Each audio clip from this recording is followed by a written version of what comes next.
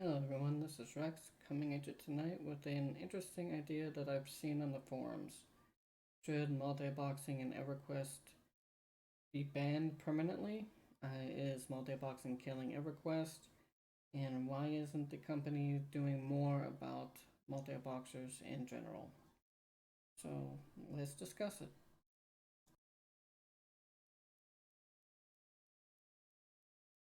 So I've been reading on the Everquest Daybreak forums a lot the last few days.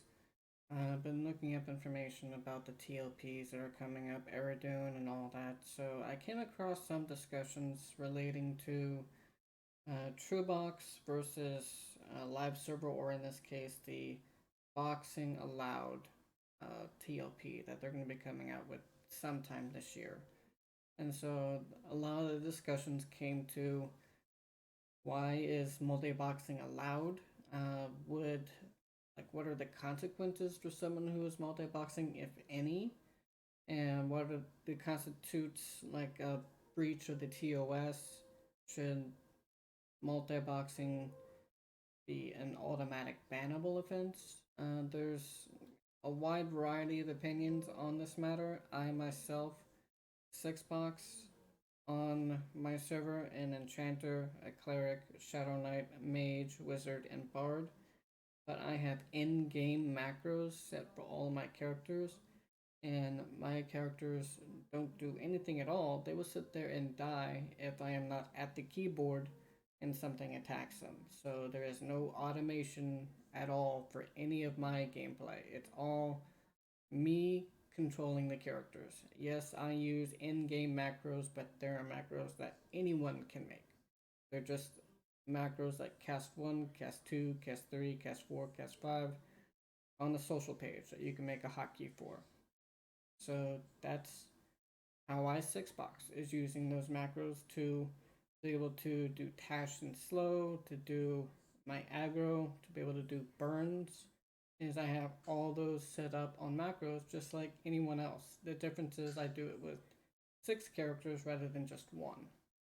So then it comes down to, should multi-boxing be allowed, and what is a breach of the terms of service for Everquest? So it has been established pretty regularly in Everquest that unattended AFK playing, where the game will, like the characters will act on their own without a user at the keyboard controlling them, is a breach of the terms of service. So basically, automatic playing. And I have to say that I agree with that. Like, I should not have to, as a player or a multi boxer or anything, have to deal with someone else that is playing the game without actually playing the game. They are not at the keyboard, they are not controlling anything. They have some type of external program that is completely controlling all their characters. But they aren't anywhere near the keyboard or the controls or anything. So that I agree is against the terms of service. Those people should not be allowed to play. Now, then there are people like me who are regular multi boxers, but our characters don't do anything unless we are at the keyboard in control. Like I stated a few minutes ago, if I'm not at the keyboard, I go AFK for whatever reason and I get trained. My characters will all die. There's nothing that will save them, no magic trick, no program, they will just die.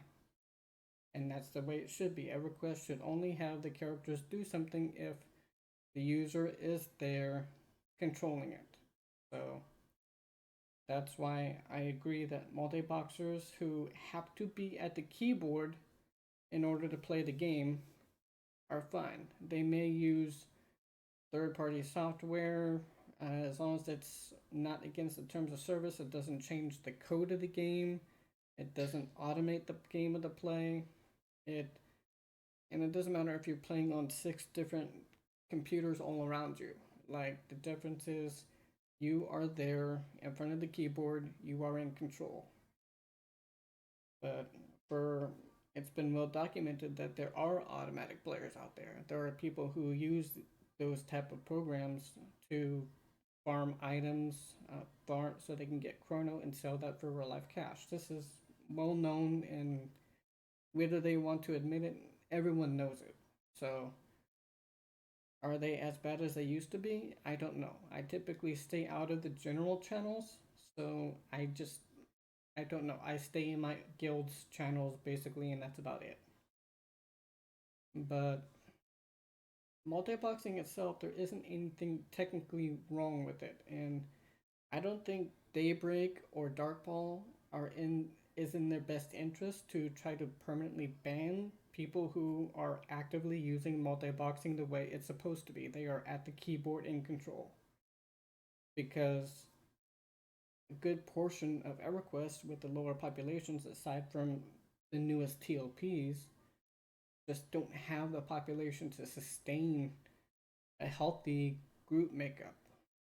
It just isn't there. And especially if you're at a lower level and you don't have any friends in the game already on the server you play on, you're not going to have any help. You're not going to have an easy way to get a group on a regular live server, because they don't exist. Everyone is at the high levels already. They're at level 115, they're at level 110, whatever it happens to be whenever you see this video.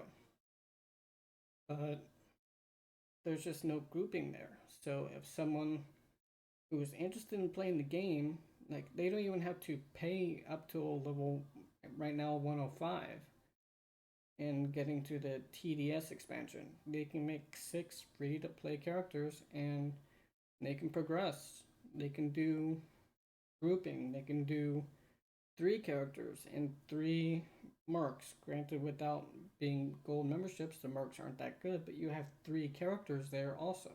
So there are ways around it. And then, is multiboxing in itself killing Everquest?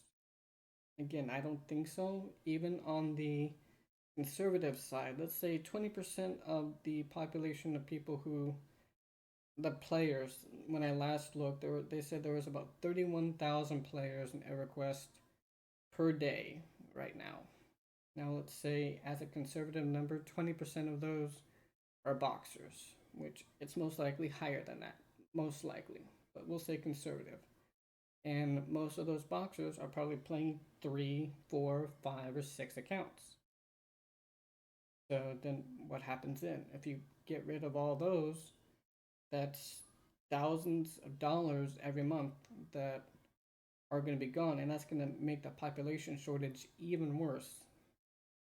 So let me know what you think in the comments below, and please subscribe and like if you like this. Any comments you have, feel free to let me know what you think, and if there's enough comments, I will more than happy to make a follow-up video. Maybe we can debate it more.